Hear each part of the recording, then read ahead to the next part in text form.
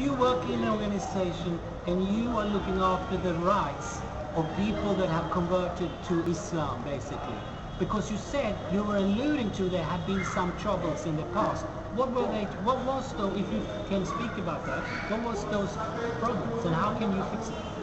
Okay, how I'm gonna fix it. This is, the new ideas I'm adding to this organization is not to wait until someone convert to Islam and have problems and try to solve the problems.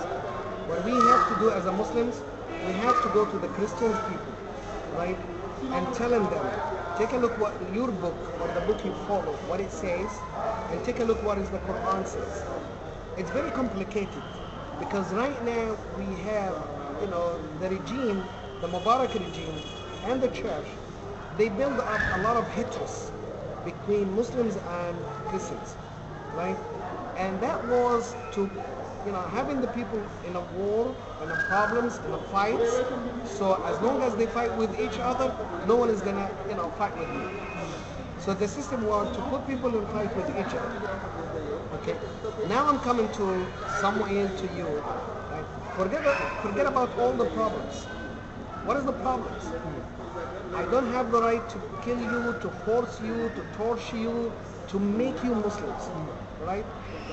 And the idea is, I'm always saying that to the Christians.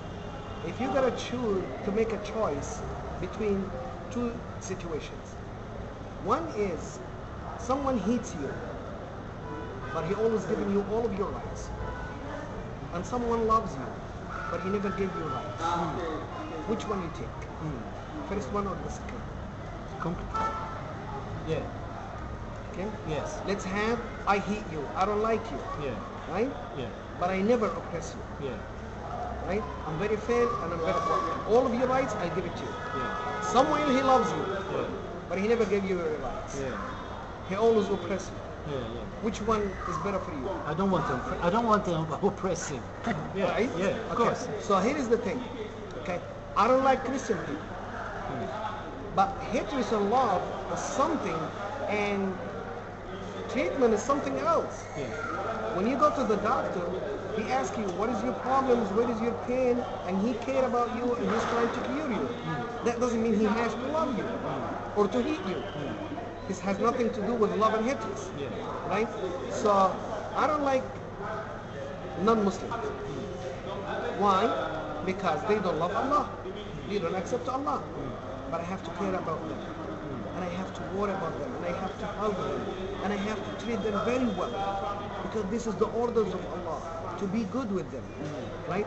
As long as they are good, they have to take all of the rights. I cannot oppress them. I cannot offend them. I have to be very fair with them. Right? Hatred and love is something else.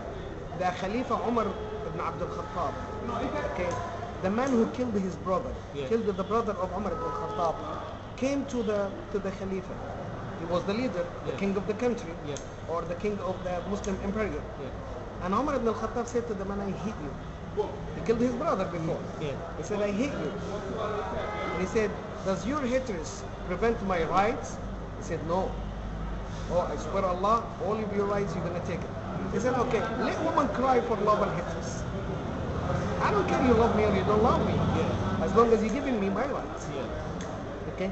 So what my action with the non-Muslims is, I care about them. In their belief, they are going to hellfire. They're not going to paradise. How do I know that? From my book. Right?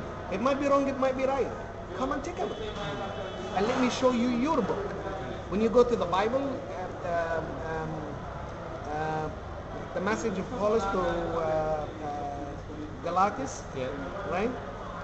The Messiah, he saved us from the curse of the Constitution by becoming a cursed one. Because it's been written, whoever been crucified is a cursed one. Jesus is a cursed one. God, he cursed God. That doesn't make, that's not right. And many other things there. Okay? So let's take a look at the Bible, which has a lot of the truth. a lot of the reality, a lot of the real word of Jesus or the real word of God. Yeah. But it has something else which is not true. Because what happened with the Bible, when people of Moses, followers of Moses, they gave him a very hard time. Yeah. Why they give him the hard time? Because he came with the rules, they didn't accept it 100%. So after the death of Moses, they said, okay, now he died, right? Let's make the Ten Commandments, the Torah, in our own way. Yeah. They took a lot of the truth the same way it is. Yeah. Something they denied, Yeah. well, put it that way, Yeah. and something they added from their own. Yes. And once they made the new one, they said, well, this is the book of Moses, which is not true. It has some, but it's something being added and something being removed. Yeah. Okay? So Allah sent the Jesus, and that was the problem of the Jewish and Jesus. Because Jesus came to bring the truth back Yeah. and to fix all what they changed. That's why they didn't like him, right? And he spoke the truth. Yeah. And after the resurrection of Jesus, Yeah. okay, the people said, well, he's not here now. Let's do the same thing. Yeah. Removing some, adding some, taking some. So by the way, we have the Bible now, having some of the truth, yes, in the New Testament and the Old Testament, right? But there is some additions, which is not the word of God, I understand. right? Yeah. And have something, being removed. And finally, Allah sent Muhammad, peace be upon him, with the Quran. And he said, I protected the previous messages, but a way of hand of man. He protected the Torah, a way of hand of man. Yeah. He protected, because where is the tablets now? No way to find it. Yeah. We have books that translating the message of Moses. Yeah. So we have a translation of something not existent, Yeah.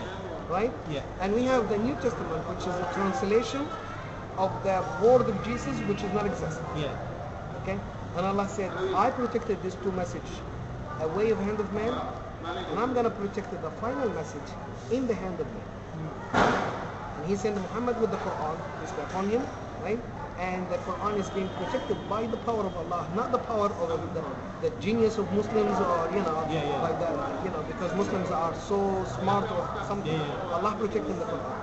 So the Quran telling the truth about Jesus, about Moses, about Muhammad, about everything. Yeah. Right? And now this is the final message. So now what I'm trying is, well, you grow this way, you grow up this way. Fine, if you want to stay the way you are, good, but you don't have fight. Let me tell you, same way Muhammad did it, same way Jesus did it, same way Moses did it, same way all prophets and messengers, they did it. Right? But you hate me. Why? Because the regime made you to hate me and made me to hate you. So let's forget about hatred right now. Yeah. And come, to a common sense court Yeah. and having a quiet conversation. I care about you. But can I say something? So, Sure. but if we go back to these women who converted, so you have a Christian woman, a Coptic woman, for whatever reason she's converted to Islam. Okay. And if she is, how is she regarded in the Muslim community? Would she, some people, is she accepted completely 100%? 100%. By Salafis, but by the majority of By the Muslims? majority, Is this it true? should be. But it's But not happening. someone are ignorant, right? Because I have some Muslims who said, well, we're not going to have problems between Muslims and Christians because of Kamal Yashhad. Let Kamal Yashhad go to hell. I said, wait a minute. Who's more important, Camellia or Egypt? Egypt. Very good.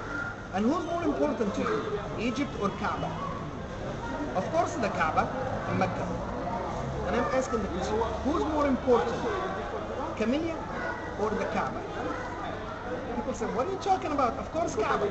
I said, that's for you.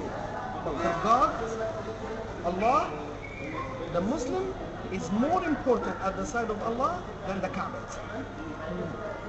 Allah cared about the Muslim more than the Kaaba. And he made it in a very clear hadith of the Prophet Muhammad. Yeah. If the Kaaba will be banished, this is to Allah means nothing, by comparing, by hurting one Muslim. Right? So, Kamiyya Shahada, again, before she became a Muslim, she was one of the Christians who were against the Muslims. And she decided to become Muslim. Not to join us, not to turn against her people and join us, but she decided to become a Muslim, to accept Allah, Yeah. to take the way of Allah. Yeah. Right? Why you take her and put her in the church and other women? Why you do that? Why you not letting her to live free? Yeah. Leave her alone. So why they take her? That's not in Christianity. But Is that in the teachings of Jesus? Did Jesus said, take the woman or the man who leaves Christianity and go to, Islam, put them in jail, torture them, kill them, do that? He never said that. But what happened then with her? With who? With Camille? What happened? With Camellia? Yeah. Ask someone. What happened? I don't know. The church took her and she's been disappeared. And that's against human rights. Yeah. Whether, is a Muslim or Christian or whatever. So where is she? Why? Yeah. Why you hiding the woman? Yeah. Why you holding the woman? And it's not her husband. And still her husband has no rights to take her and put her at house, not in Islam, not in any religion, to take the woman and hold her or prison her in any place. Right? So why the church prisoning this woman or another woman in a church? Why they do that? Yeah. You know what I mean? This is not in the Bible to do that. It's not in Christianity to punish people by that. Right? Okay, so my final question, or the end to all my questions is, what happened with those churches, like I've been reading about, that some Muslim people have burned churches in Egypt because of incidents, for instance, with the women, that they've been taken away and the church doesn't let them come out, and it has created such kind of hysteria that some people have gone to the extreme of burning churches. What is your take on that? Okay, that's not true. Okay. That's absolutely not true. Right? And according to the investigations of the police and the investigations of the prosecutions, that's not true. Okay. What happened is this: the church which has been burned after the regime, you mean, or the one before the regime?